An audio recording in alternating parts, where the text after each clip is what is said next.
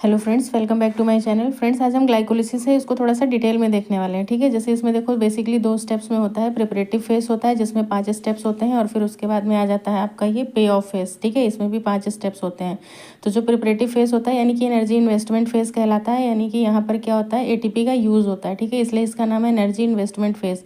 और पे of face या फिर इसको हम लोग और किस नाम से जानते हैं, एनर्जी जनरेशन फेस के नाम से जानते हैं। यहाँ पर क्या होता है, हमें एटीपी का गेन होता है। तो जो प्रिपरेटिव फेस होता है उसमें बेसिकली मतलब 2 एटीपी का यूज़ होता है और ग्लूकोज से मतलब 2 मॉलिक्यूल बनता है, ग्लूकोज ग्लिसरॉल्डिहाइड 3 फॉस्फेट का। ठीक है, और 2 इरिवर्सिबल स्टेप होते हैं, यानी कि पहला स्टेप देखो जहाँ पे एटीपी यूज़ हो रहा है और तीसरा स्टेप। ठीक है, तो पहले हम एटीपी इसको ग्लाइकोलिसिस को समझ लेते हैं। देखो ग्लूकोज है, ग्लूकोज से क्या बनता है, ग्लूकोज 6 फॉस्फेट। ठीक है, एंजाइम्स के नाम मैंने साथ में लिख रखे हैं और कौन कौन से कोफैक्टर्स यूज़ हो रहे हैं वो भी मेंशन है।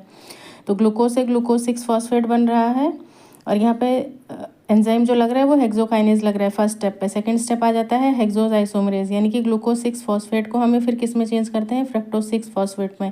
ये मतलब एरो दिख रहा होगा, ये रिवर्स मतलब रिवर्सिबल रिएक्शंस का है। ठीक है, तो ग्लूकोज को हमने किस में चेंज किया, फ्रक्टोज 6 फॉस्फेट में चेंज किया। एंजाइम कौन सा लग रहा है, हेक्सोज आइसोमरेज लग रहा है। फिर उसके बाद में फ्रक्टोज 6 फॉस्फेट को फ्रक्टोज 1,6 बिस फॉस्फेट में चेंज कर रहे हैं। एंजाइम कौन सा लग रहा है, फॉस्फोफ्रक्टोकाइनेज।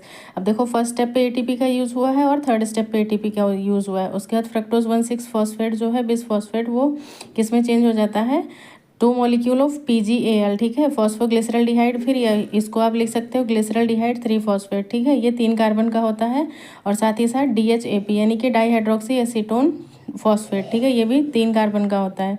और यहाँ पे ये 5th स्टेप आ जाता है। यहाँ पे आपका एंजाइम जो लग रहा है वो ट्राइओज आइसोमेरेज लग रहा है। ठीक है, उसके बाद में क्या होता है, फिर देखो जो ये दोनों मतलब वो है मतलब रिवर्सिबल हैं और फिर यहाँ से जो आपका G3P है ये किस में चेंज हो जाता है, 1,3 बिस फॉस्फोग्लिसरिक एसिड में।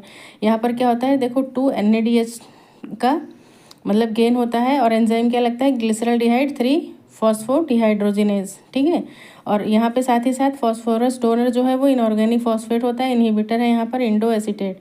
उसके बाद में 1,3 बिस फॉस्फोग्लिसरिक एसिड जो है वो किस में चेंज हो जाता है, 3 फॉस्फोग्लिसरिक एसिड में। और यहाँ पे हमें एक एटीपी का गेन होता है, मतलब 2 एटीपी का गेन होता है। ठीक है, SLP है। एंजाइम क्या लग रहा है, फॉस्फोग्लिसरेट काइनेज लग रहा है। उसके बाद में फिर 3 फॉस्फोग्लिसरिक एसिड 2 फॉस्फोग्लिसरिक एसिड में चेंज हो जाता है। एंजाइम लगता है म्यूटेज एंजाइम जो कि पोजिशनल आइसोमरेज है। और फिर उसके बाद में आ जाता है आपका एनोलेज। ठीक है, फॉस्फोग्लिसरिक एसिड फॉस्फिनोल पाइरुवेट यानी कि PEP में चेंज हो जाता है। और फिर यहाँ पे एंजाइम लगता है एनोलेज, इसका इनहिबिटर है फ्लोराइड।